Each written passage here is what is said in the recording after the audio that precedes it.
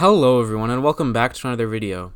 Today I'm going to be talking a little bit about the death of Juice WRLD this Sunday. I'm a little late on this video. This is coming out probably on Wednesday, but hey, I have been a little busy and I only upload one video a day, and I felt like there were more pressing things to talk about I literally kept pushing off that child labor video so long, and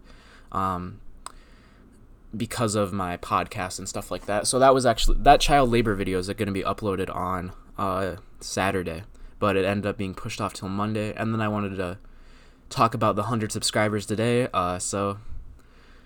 Today being Tuesday, that's when I'm recording this video. And yeah, so Wednesday's when Juice WRLD getting uploaded. This Sunday Juice WRLD died due to a seizure, and it was almost definitely because of drugs. I mean, I don't think anyone really disputes that. Drugs are been very damaging to him, and I might as well just talk about how Juice WRLD kind of impacted my life. He was definitely one of my favorite artists. I'm a huge fan of a lot of rap music but not necessarily like gangsta rap, like the old school shit. Like, I'm more of a fan of like more melodic type rap, which is what Juice WRLD definitely fit very well. I think he had some very, very nice melodies, some very just a raw sort of emotional sound, which I found to be absolutely beautiful, because that's one thing that music has always done well for me, is just help me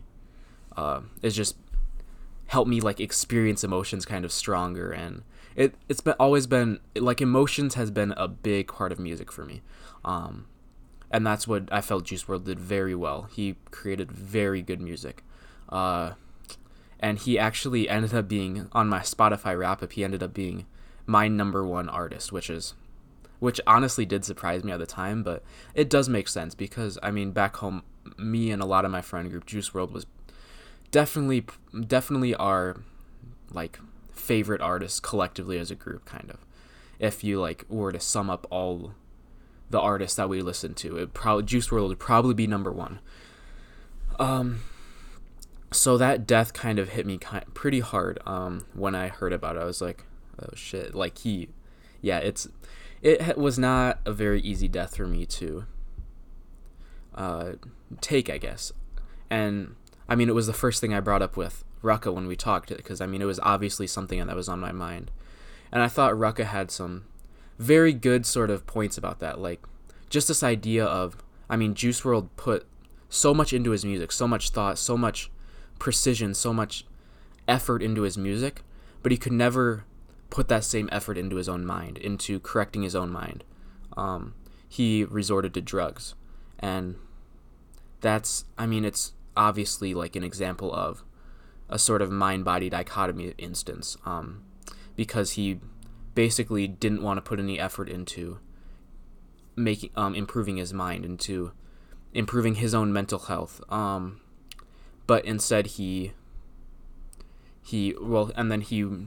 focused very much on the body, on creating beautiful music, on success, and that was something like absolutely amazing from him, and I respect that so much. But he didn't have that same effort when it came to his mind, to improving his mind, to fixing his sort of clarity, into living a mentally healthy life, and to basically curing whatever mental shit he was going through. Because, I mean, he was definitely going through something. His music was very sad, and he often resorted to drugs to sort of numb the pain, so to speak, to use that very common phrase, I guess.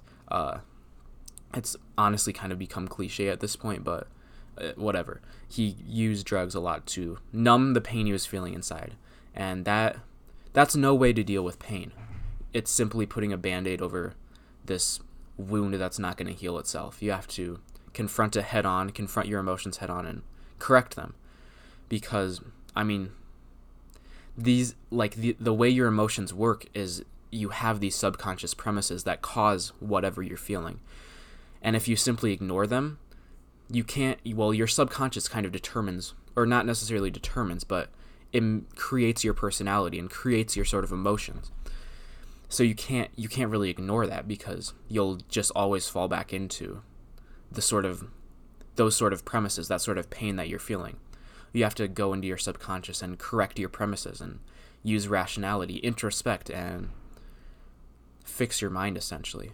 And Juice WRLD didn't do that. He used drugs to instead, and it absolutely destroyed him. It's really sad to see it. Yeah.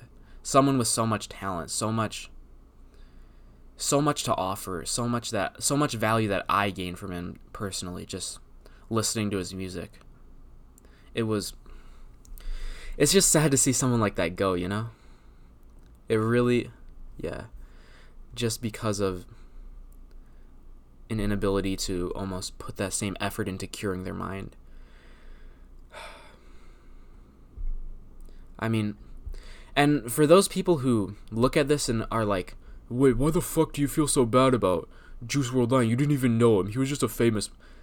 that's such an ignorant way of looking at things. Music has such a profound impact on somebody's life.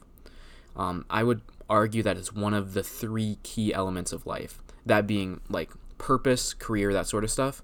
Then you have love. Then you have art, which music is included in. Music has always been the most important sort of art form for me in life. So when a musician dies, you're losing such a big aspect of your life. When someone that had such a profound impact on you, because that's what music does. It has an amazing impact on you, and it really has a huge effect on your sense of life and, yeah, the way you look at the world and your emotions and that sort of stuff. So, I mean, I completely understand when people feel super emotional about the death of an artist, because it is a big part of their life. Even if you never met the artist, these people they have such a huge impact on people's lives, and it's so fucking ignorant just to, like, think that, oh, you never knew this person, why do you feel so sad? Fucking, yeah, like, it's just, yeah, it's not a very intellectual way of looking at the world, and it's just so surface level and so not profound. Just in general, the people who, when a death like this happens, just want to shit on the people that feel bad. Check your premises. Look at what's going on in your head. Why do you feel why do you feel like you need to shit on these people? These people are going through a lot. They're feeling very powerful emotions. They're legitimate emotions that they relate to your sense of life, and, like, losing some big value. And when you just laugh at that, when you laugh at a big value that someone lost, it's so clearly nihilistic of you. It's just a hatred of something good in another person's life just because it was something good.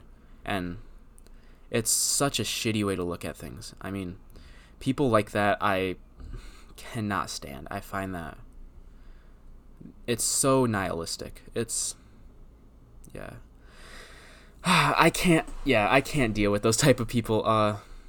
And there were definitely a lot of people like that who were just trying to shit on Juice WRLD and shit on the people that felt bad, and that really, really fucking pissed me off.